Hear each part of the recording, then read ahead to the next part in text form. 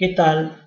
Bueno, hoy retomamos la serie de videos del curso laboratorio, pero vamos a introducirnos en la unidad temática 3, es decir, aquella que está referida específicamente a la técnica de la entrevista y a grupo, o mejor dicho, a la técnica de coordinación grupal. En este sentido, vamos a utilizar algunos textos que ustedes van a tener disponibles en la plataforma EVA. Uno de ellos es un clásico de Bourdieu, La miseria del mundo, efectivamente, y los otros de Mallardi y Cáceres. Vamos a empezar por estos últimos, porque Bourdieu es un poco más complejo, en fin, quiero tratarlo más en profundidad por toda su significación. Entonces, empezando con estos textos, tanto de Mallardi como de Leticia Cáceres, que hablan precisamente de la entrevista en trabajo social, vamos a colocar algunas ideas básicas. En primer lugar, que la entrevista, sea a una persona o incluso a varias, después vamos a ver por qué pueden haber varios tipos de entrevistas, no es de ningún modo una conversación más o menos amigable entre una o dos personas. No, no es una conversación cualquiera. Implica obviamente una interacción entre dos o más personas, pero no es de ningún modo una conversación como cualquiera podemos tener incluso en entrevistas de otro tipo. Si entonces no es una conversación cualquiera, no es en realidad una conversación casuística, totalmente aleatoria, no es una charla. La entrevista entonces se plantea, se entiende como una interacción, lo voy a decir claramente como lo dicen los autores, una interacción a partir de una conversación con un propósito deliberado y mutuamente aceptado por los participantes. Aquí hay dos cuestiones. La primera es el para qué hacemos una entrevista, el propósito, el objetivo, es decir, aquello que le da sentido a la propia entrevista. No vamos a conversar con cualquiera, porque si tuviéramos ganas de hablar con ella, no hay ningún inconveniente. De hecho, lo hacemos por millones de veces en nuestras vidas. Acá se trata de establecer una interacción, una conversación deliberadamente dirigida a un propósito, a un objetivo o a varios objetivos. Y el otro punto que está señalando esta definición, cuando se dice mutuamente aceptado, se refiere a que en realidad, lo voy a decir de una manera fuerte, no vamos a entrevistar a nadie de manera engañada, no. El otro o la otra tiene que tener claridad y saber en el marco de qué y para qué hacemos la entrevista. Y desde luego, aceptarla. De otro modo, la entrevista se convertiría en una suerte de interpelación más aún, en una suerte de interrogatorio. Y nada más alejado de nuestra intervención profesional que la realización de un interrogatorio. No, la entrevista es otra cosa. Entonces, primero, propósito fundamental, interacción entre una o dos más personas con un objetivo deliberado y con un consenso, un mutuo acuerdo entre el entrevistado o las entrevistadas, las personas entrevistadas, y nosotros como entrevistadores. Bien. Por otro lado, los autores señalan que la entrevista puede entenderse de una doble manera o desde una doble perspectiva. De un lado, entendiéndose como proceso, es decir, una interacción intersubjetiva que se desarrolla en fase, ¿verdad? Interacción intersubjetiva coloca en diálogo dos subjetividades o más, la del entrevistado y el entrevistado o las personas entrevistadas. Vamos a ver más adelante que podemos incluso hacer entrevistas colectivas, o sea, a un grupo, a un pequeño grupo de personas.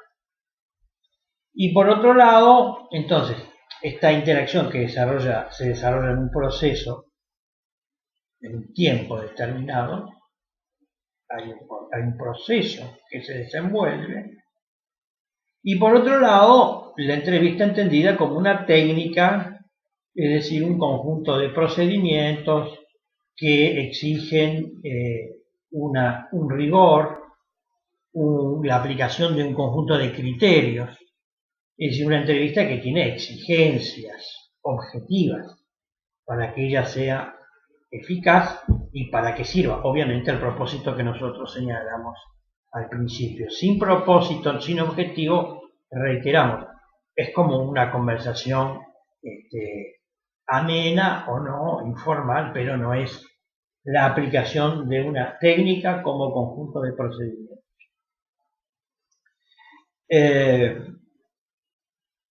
La otra idea fundamental que quiero destacar es que las entrevistas se realizan en un contexto determinado, social, cultural, institucional.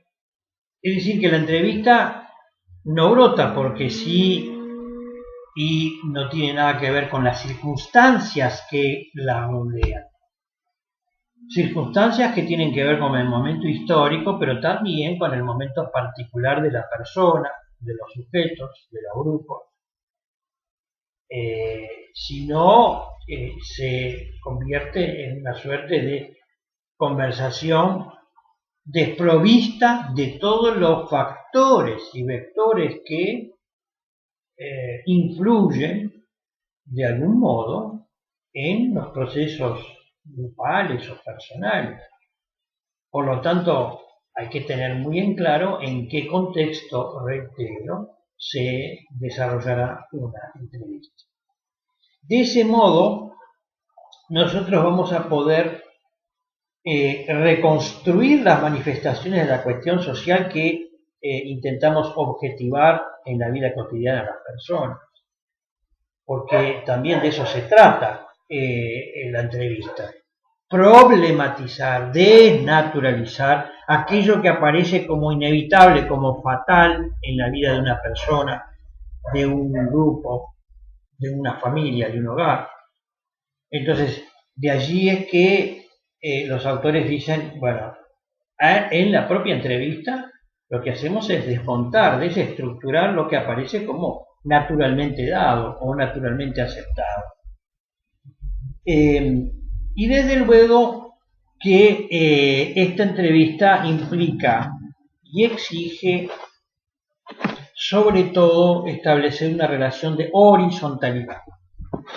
¿Qué significa horizontalidad? Bueno, significa asumir que hay un diálogo entre el técnico, el trabajador o trabajadora social y el entrevistado o entrevistada, que no supone la imposición de nuestros puntos de vista, que no supone desde luego tratar de explicarles nosotros lo que les sucede sin tener en cuenta su propia voz. Si no consideramos su propia voz, esta entrevista está absolutamente sesgada, contaminada incluso, por no ser auténtica y genuina. Entonces, esta idea fundamental de la horizontalidad es crucial a los efectos de que la entrevista, en función de su objetivo, de su propósito, realmente tenga sentido para nuestra intervención o en nuestra intervención profesional. Las autoras también plantean que las entrevistas pueden tener dos propósitos, en términos generales.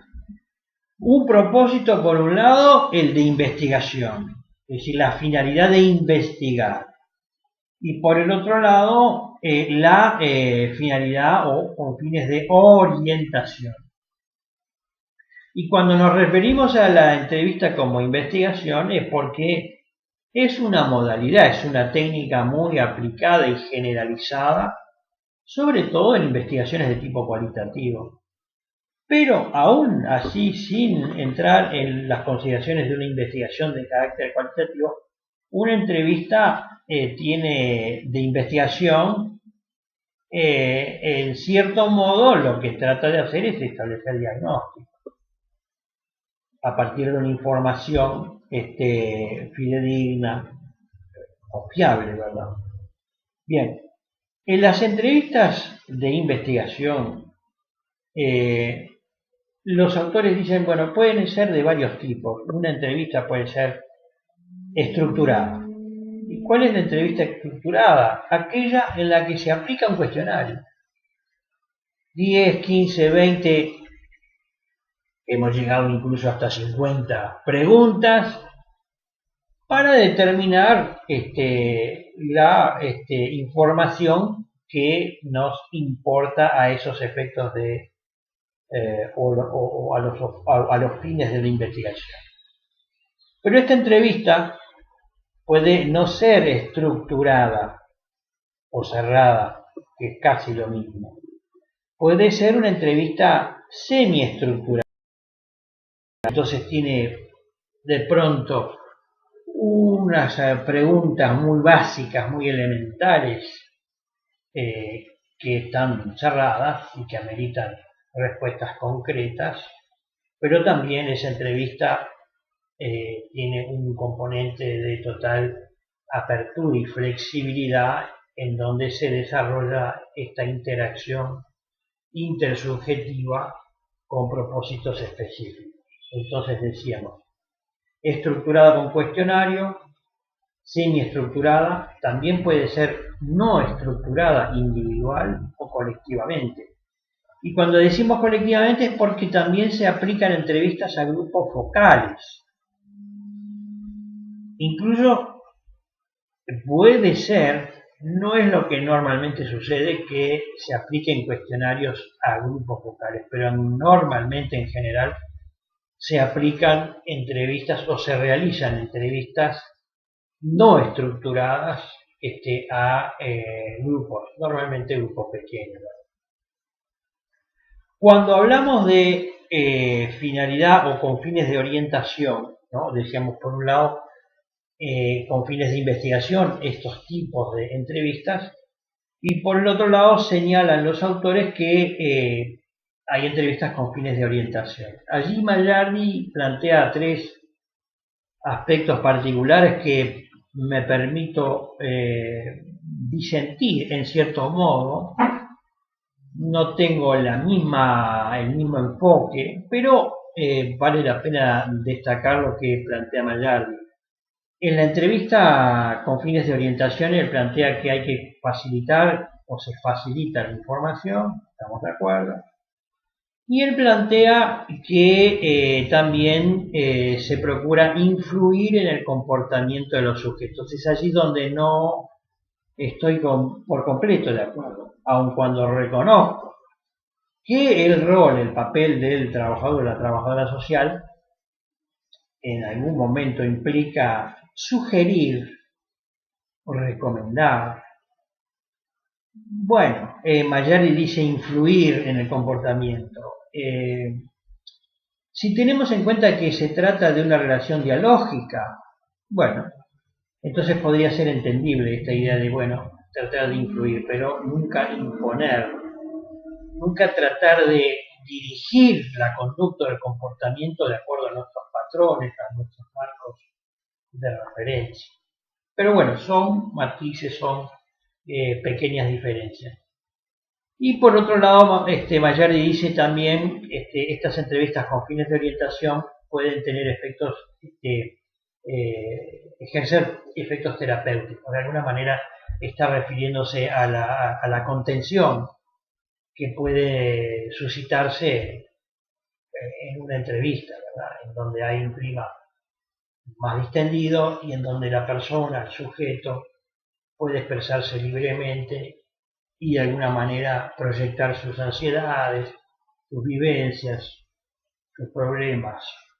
Bueno, ahí es donde Mayardi pone el énfasis del efecto terapéutico de una entrevista de carácter o con fines de orientación.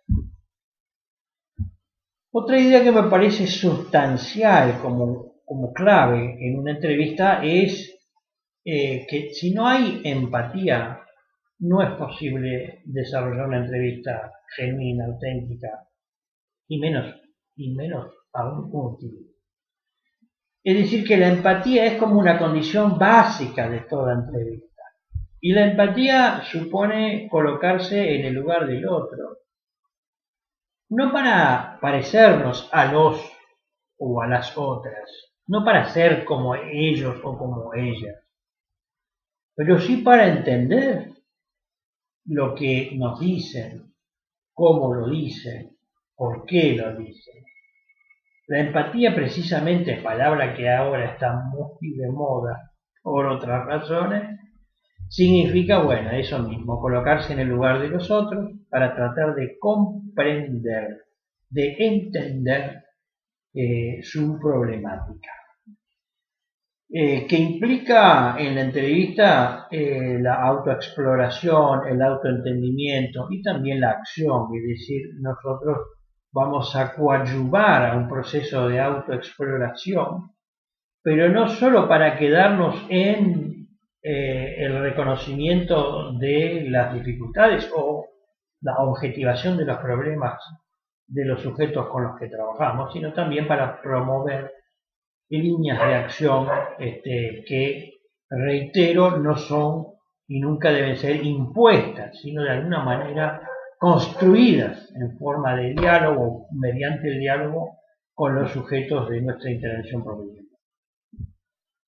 Y finalmente, para concluir con este video, quiero destacar otras ideas que plantean los autores, que dicen, bueno, en la entrevista hay tres procesos que se desarrollan: procesos de interacción intersubjetiva, procesos de recolección de información y procesos de registro, ¿verdad? Como tres procesos imbricados, obviamente, pero que se pueden identificar a lo largo del desarrollo de una entrevista. Y por otro lado, tres momentos: el momento de la apertura, de la introducción, en donde nosotros vamos a tratar de aflojar o distender este vínculo que se establece en una entrevista, que es muy singular, muy particular, muy íntimo, ¿verdad? Este momento de apertura, de introducción, digamos que sienta las bases para un desarrollo dialógico lo más armonioso posible. Luego del inicio de la apertura, el desarrollo mismo de la entrevista, y como tercer momento la conclusión o la etapa conclusiva, que puede ser de acciones a tomar, decisiones a tomar, o incluso la realización de una subsiguiente entrevista para continuar un proceso de autoanálisis, autoexploración, autoentendimiento, como señalan algunos autores. Bien, en el próximo video vamos a abordar las reflexiones de Bourdieu en la miseria del mundo, en un fragmento, en un pequeño capítulo que es comprender, se denomina comprender, y que allí nos ilustra acerca de las relaciones que se establecen entre el entrevistado y el entrevistador a partir de una vastísima, de una larguísima, extensa trayectoria como investigador, como sociólogo en trabajos de campo en distintas localidades de Francia. Pero el desarrollo de Bourdieu, de Pierre Bourdieu, lo vamos a ver en el próximo video. Yo les voy a proporcionar entonces los archivos en la plataforma EVA de Bayard y de Cáceres, a los efectos de que ustedes puedan seguir con la lectura respectiva. Les agradezco mucho la paciencia, como les reitero una vez más, estoy a las órdenes, a disposición, comenten, planteen sus dudas si son suscitadas por este video, y ya saben a través de qué modos, vía email institucional, en la propia plataforma, ustedes pueden plantear sus inquietudes o dudas. Bueno, nuevamente les agradezco mucho, nos vamos a seguir cuidando y ojalá, como siempre digo, nos podamos ver presencialmente a muy breve plazo. Entonces, hasta la próxima.